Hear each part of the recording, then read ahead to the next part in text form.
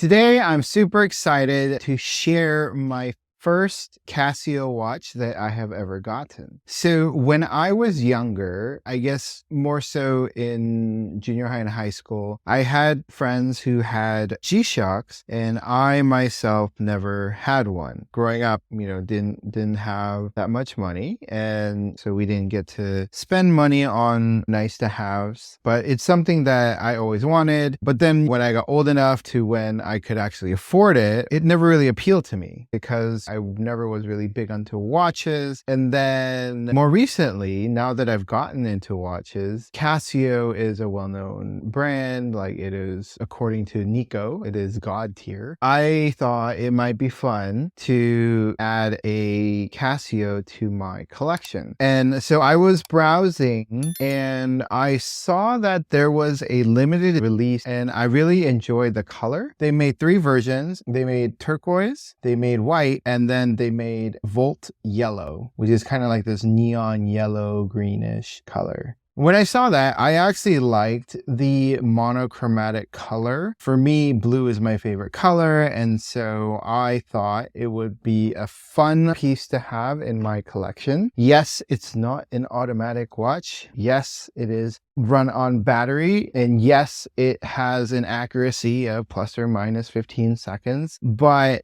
it's a fun piece and I thought it would be fun to add it to my collection. So I have it here. I have not unboxed it yet, and I thought I would unbox it together, and let's take a look. We got the box. It comes with a sleeve. It's got a cutout that shows the G-Shock, which is pretty cool. Inside we've got, there we go. So it opens at the top. It tucks in right here, and then you pop it open. You've got some foam at the top. You've got the silica gel, which keeps out the moisture. Don't want to eat it. It says, do not eat. You've got a watch inside a bag. I guess side note, I ordered this from Japan. It was not available on their website. So if we look inside, there's nothing at the bottom, just a gap for the watch. And then we've got the instruction manual. Now we get to the watch. I'm excited about this one. The color is very unique. I don't agree that this color is turquoise. This color really is more of a baby blue. There's a thing here that says, it shows the material, which is carbon core guard. The case material is supposed to be carbon / bio-based resin. It's very durable, shock absorbent, hence, the G-Shock name. And we've got this hang tag. And then here we have the watch. So first impressions, I really like the color. I believe they call this a tone-on-tone G-Shock, where it's explicitly made monochromatic, even down to the small details. The case, the bezel, the band, and even the dial components are finished in different shades of the same color, which emphasizes the whole monochromaticness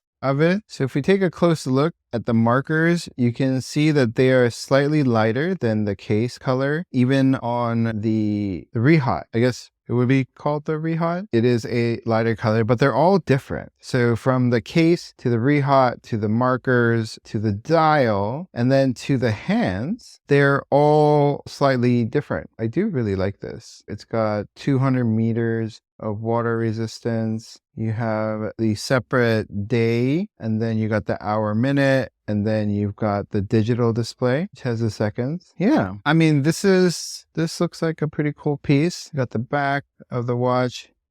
It says Casio water resist to 20 bar or 200 meters, carbon core guard. It's a Japanese movement, and it's cased in China. So I guess the parts are from Japan, but it's assembled in China. I do like the feel of the strap and the design of it. All in all, I like it. Why don't we take a look at the measurements of it? So from the bezel, it's sitting at about 40.6, but if we go all the way to the edge of the case, we're sitting at about 45.5. If we look at the lug to lug, I'd say it's about 47.8. There's no in between the lugs because it's all kind of one piece. It looks like it's actually screwed on. Right here, there is no like in between the lugs. It just starts where the lugs blend into the strap. It does taper though, so we'll get to that. The thickness is at about 11.7. And then let's start at the top of the strap, which is at 25.4. And then it tapers down to about 18.4. why don't we check the weight of the watch? It feels very light, so I would be surprised if it was over, say, like 70 grams, but why don't we take a look? The watch is at 51 grams. Why don't I throw it on the wrist? There it is. The G-Shock. This is the 2100 series. I like it. I like the color. I think this is a cool, fun watch that I can just go out and do anything with. I can go work out. I can work in the garage, not worry too much since it's shock resistant. It's a cool one. I'm happy to add this to my collection and excited to see how it pans out. I'd love to hear what your thoughts are on this watch and on Casios and G-Shocks in general. Thanks again for stopping by. And if you like this content, please like and subscribe, and I will see you next time.